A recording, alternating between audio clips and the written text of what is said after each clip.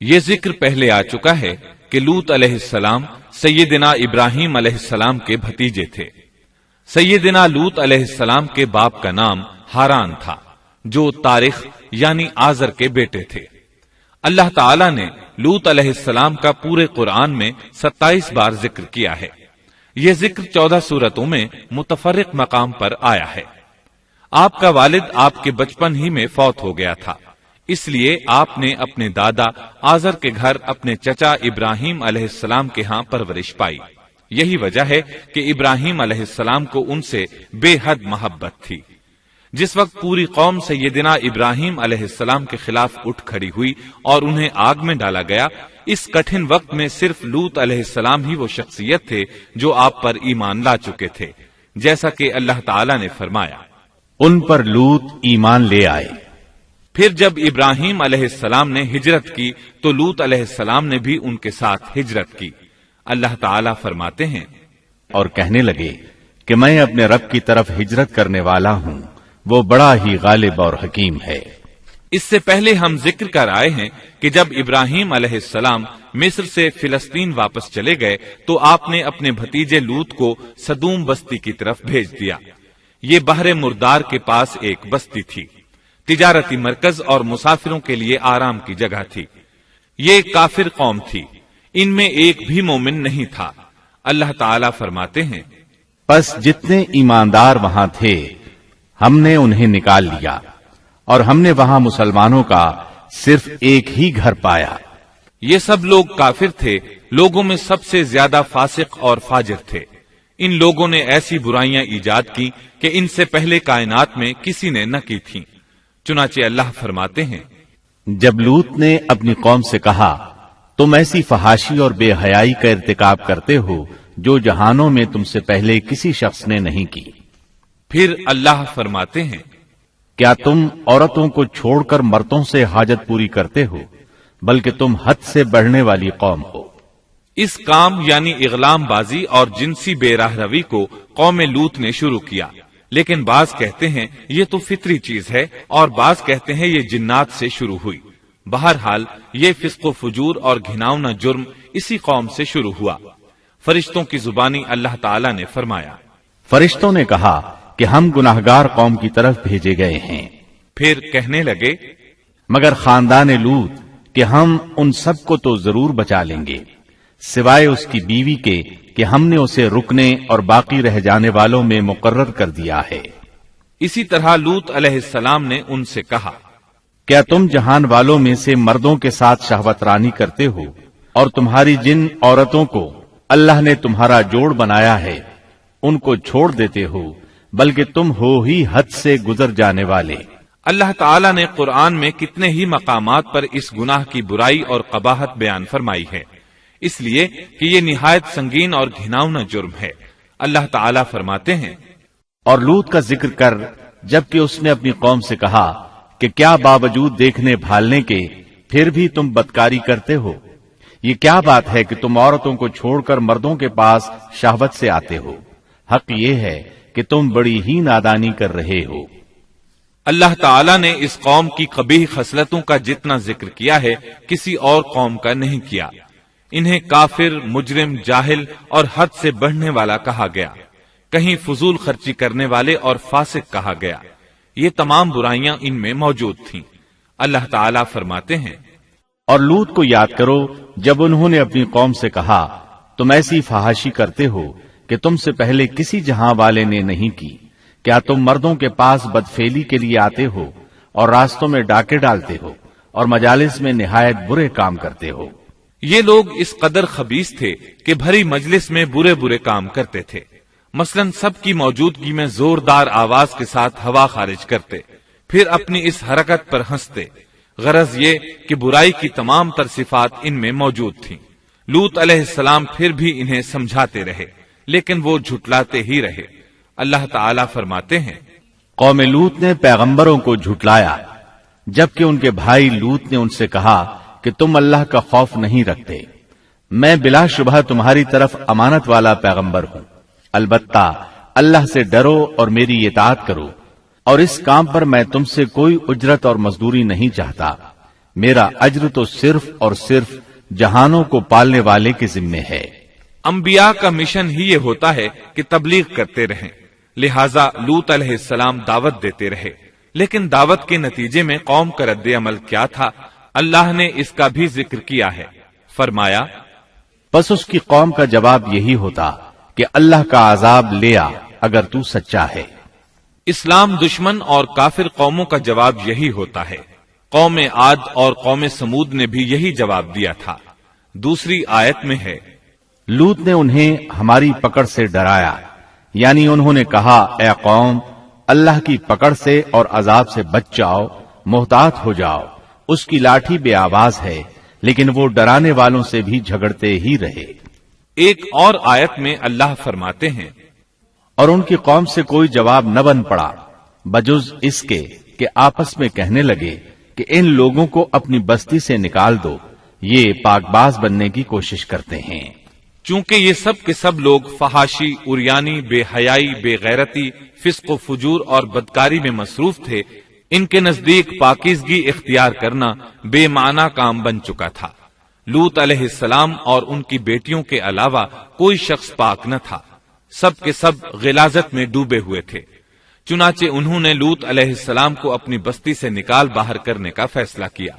कहने लगे, ए लूत, अगर तू अपने इस वाजो नसीहत से बाज ना आया तो जरूर तुझे निकाल दिया जाएगा। इस पर लूत ने फरमाया, मैं भी तुम्हारे इस घिनावने अमल से बेजार हो चुका हूं। चुनाचे लूत अलैहिस्सलाम उस मौके पर वहां से निकल आए और अपने रब से यूं दुआगो हुए, ऐ मेरे परवरदिगार, मुझे और मेरे अहल को इनके अमल से बचा ले और नजात अता फरमा। कितनी ही आयात में है कि इन लोगों ने लूत अलैहिस्सलाम को बस्ती से निकालने का अज़्म कर रखा था, और लूत अलैहिस्सलाम इस पूरी बस्ती में बेयारो मददगार थे। वहां उनका कोई खानदान तो था नहीं, लिहाजा घर में ही बैठे रहे, दुआ करते रहे, ऐ परवरदिगार, इस फसादी कौम के खिलाफ मेरी मदद फरमा। इस दुआ से इस कौम की एक और खसलत मालूम हुई, और वो ये कि वो फसादी भी थे। सो अल्लाह ने दुआ कबूल फरमाई, फरिश्ते भेजे, जिब्राइल, मीकाइल और मलकुल मौत, और बाज रिवायात के मुताबिक इसराफील को भी इनके साथ भेजा गया। वो सबसे पहले इब्राहिम अलैहिस्सलाम के पास आए ताकि उन्हें इसहाक अलैहिस्सलाम की बिशारत दें। आखिरकार यहां से फरिश्तों ने सदूम का रुख किया। ये फरिश्ते वहां नौजवान लड़कों की सूरत में पहुंचे, उनकी टोलियों के पास से गुजरे ताकि उन्हें आजमा लिया जाए, उन पर हुज्जत कायम हो जाए। मतलब ये कि अल्लाह ताला ने फरिश्तों से कहा था कि उन लोगों को उस वक्त तक हलाक न करना जब तक कि उनके नबी को उन पर इल्जाम लगाते न देख लो। चुनाचे ये फरिश्ते नौजवान और खूबरू लड़कों की सूरत में बस्ती के किनारे पहुंच गए। लूत अलैहिस्सलाम की एक बेटी बस्ती से बाहर किनारे पर रहती थी। जब उसने उन्हें देखा तो डर गई। उसने सोचा, हमारी कौम के लोगों ने अगर इन्हें देख लिया तो जरूर इनसे बुराई करके रहेंगे। इसलिए वो अपने वालिद लूत अलैहिस्सलाम की तरफ दौड़ी। उनके पास पहुंचकर कहने लगी, मैंने चंद नौजवान लड़कों को देखा है और मैं उनके बारे में खौफजदा हूं। लूत अलैहिस्सलाम जल्दी से उनकी तरफ आए, उनसे पूछा, आप कैसे आए हैं? उन्होंने बताया, हम आपके मेहमान हैं। लूत अलैहिस्सलाम चाहते थे उन्हें बाहर ही से दूसरी तरफ रवाना कर दें, लेकिन जब उन्होंने कहा कि हम मेहमान हैं तो वो उन्हें जाने के लिए न कह सके। चुनाचे उनसे बोले, अल्लाह की कसम, जमीन की पुष्ट पर इससे खबीस और गंदी कौम हमने नहीं देखी और न ही किसी के बारे में ऐसा मालूम हुआ। आपने दोबारा, सहबारा और फिर चौथी बार भी उनसे यही बात कही ताकि उन नौजवानों को हालात का इल्म हो जाए, वो भांप लें। लेकिन वो तो फरिश्ते थे और लूत अलैहिस्सलाम की कौम के खिलाफ गवाही तलाश कर रहे थे। आखिर लूत अलैहिस्सलाम उन्हें अपने घर ले आए, उन्हें बिठाया। लूत अलैहिस्सलाम की बीवी काफिर थी और कौम के साथ थी। वो बाहर गई और उसने लोगों को बताया कि उसने लूत अलैहिस्सलाम के घर में ऐसे खूबसूरत चेहरों वाले नौजवान देखे हैं कि जमीन पर आज तक उन जैसे कहीं नजर नहीं आए। ये सुनते ही वो सब लूत अलैहिस्सलाम के घर की तरफ लपके। कुरान करीम में आता है, लोग जल्दी से उसकी तरफ लपके और वो इससे पहले फहाशी के आदी बन चुके थे। एक जगह अल्फाज हैं, शहर के लोग खुश होते हुए आए। وہ اس حد تک فاسق اور فاجر بن چکے تھے کہ خوش ہوتے ہوئے وہاں آئے تاکہ ان خوبصورت لڑکوں سے لذت حاصل کر سکیں۔ یہ گھر کے سامنے پہنچ گئے تو لوط علیہ السلام انہیں روکنے کے لیے گھر سے نکلے۔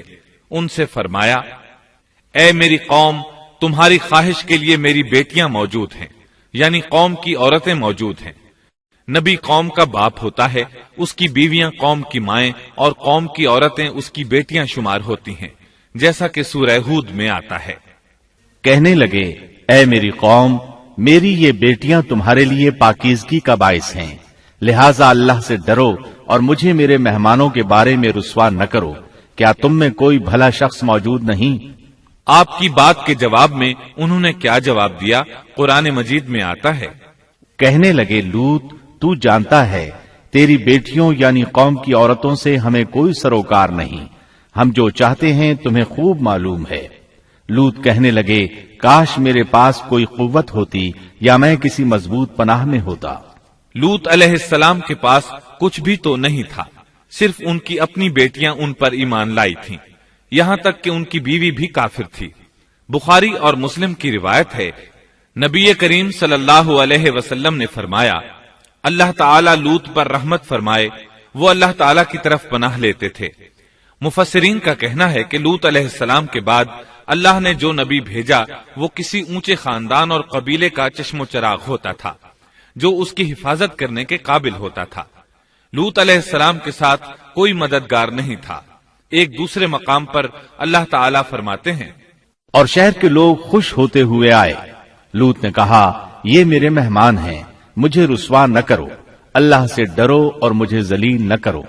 انہوں نے کہا، کیا ہم نے تجھے جہان والوں کے بارے میں منع نہیں کیا؟ یعنی انہوں نے آپ کو تبلیغ وغیرہ سے بھی روک دیا تھا۔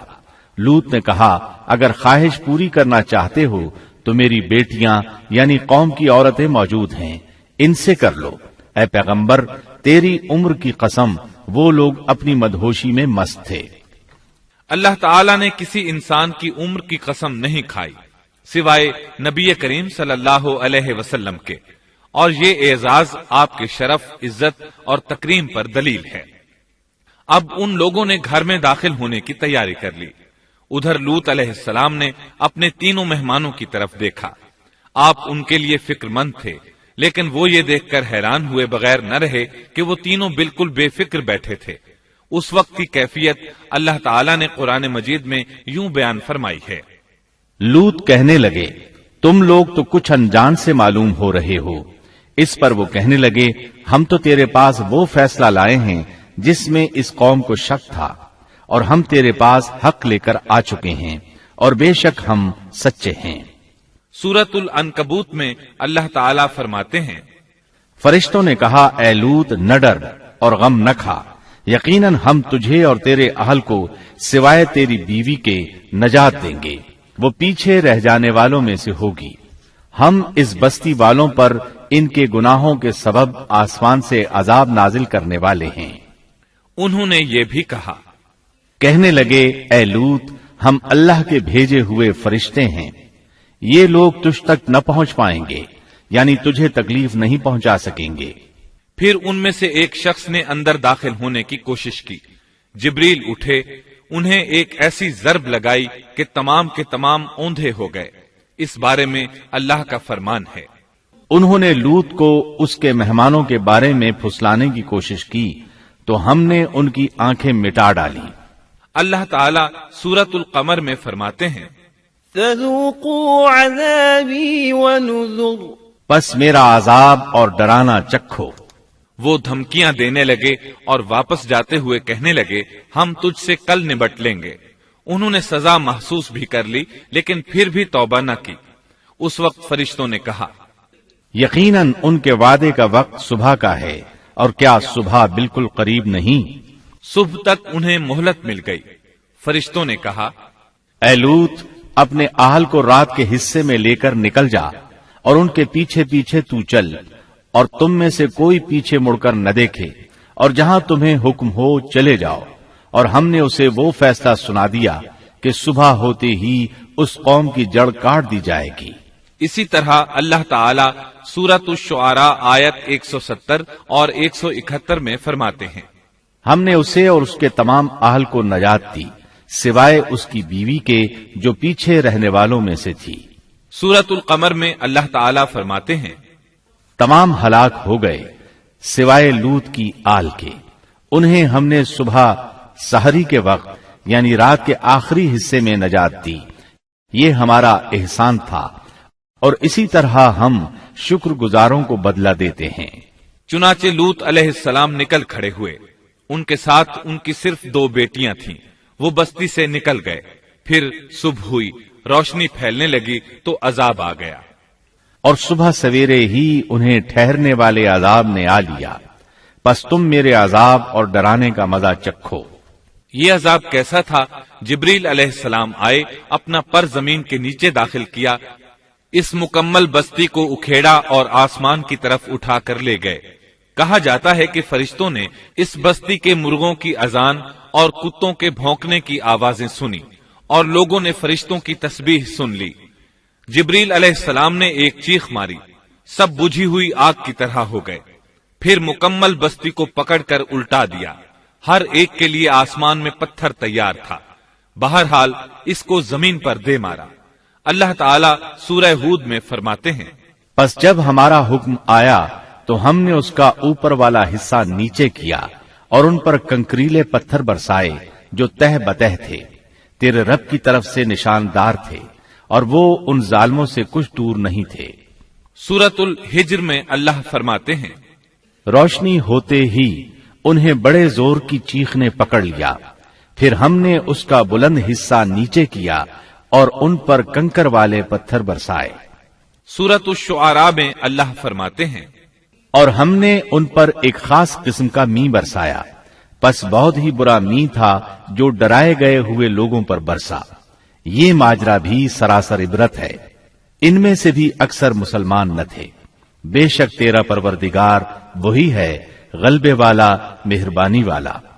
سورۃ النجم میں اللہ فرماتے ہیں، اور اس نے الٹائی ہوئی بستیاں گرا دی، پھر ان کو اس چیز سے ڈھانپا جس سے بھی ڈھانپا، مطلب یہ کہ ان پر پتھروں کی بارش برسائی، پس تم اپنے رب کی کون کون سی نعمتوں میں جھگڑو گے۔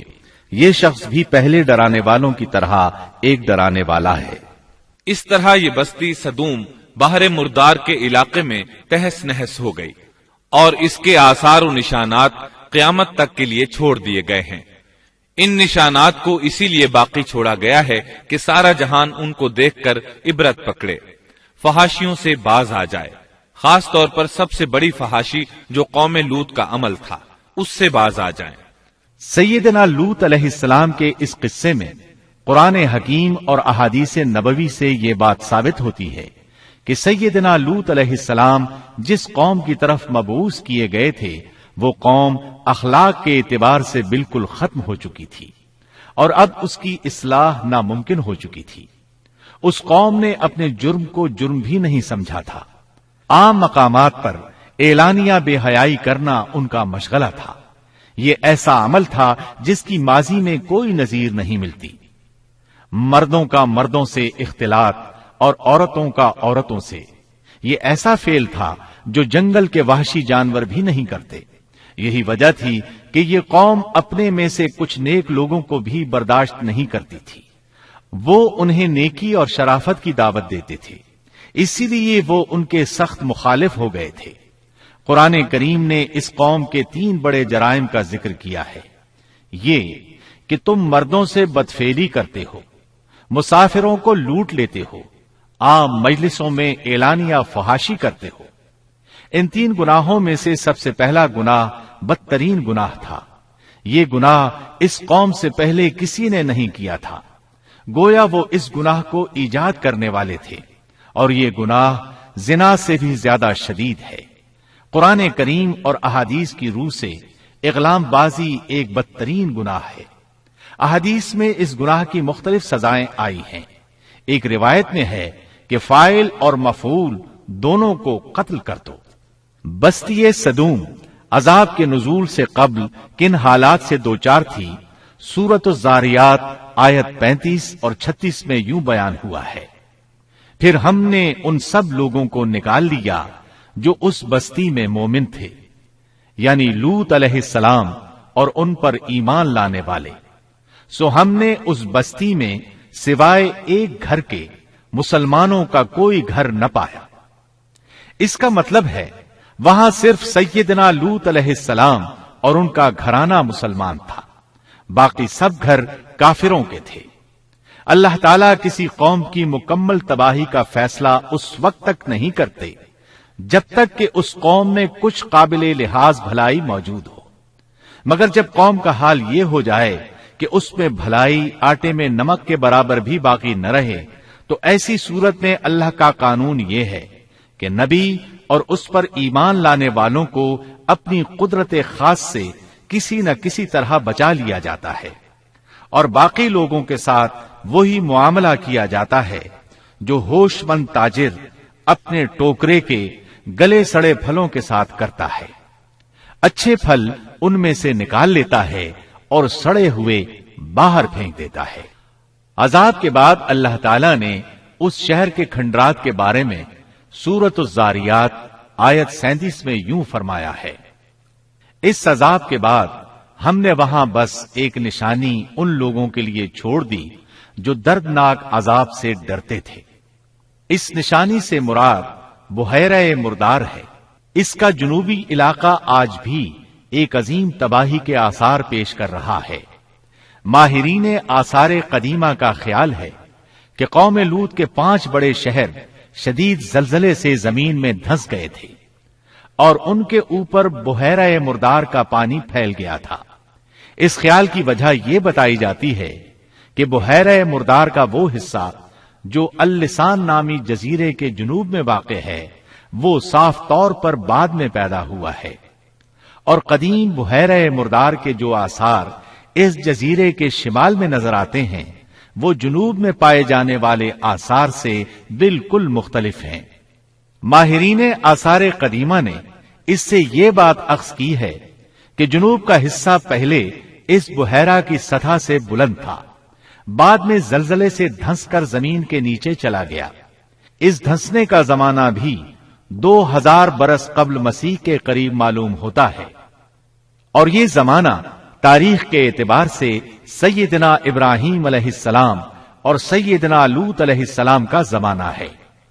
1965 عیسوی میں آثار قدیمہ کی ایک امریکی ٹیم کو اللسان جزیرے پر ایک بہت بڑا قبرستان ملا.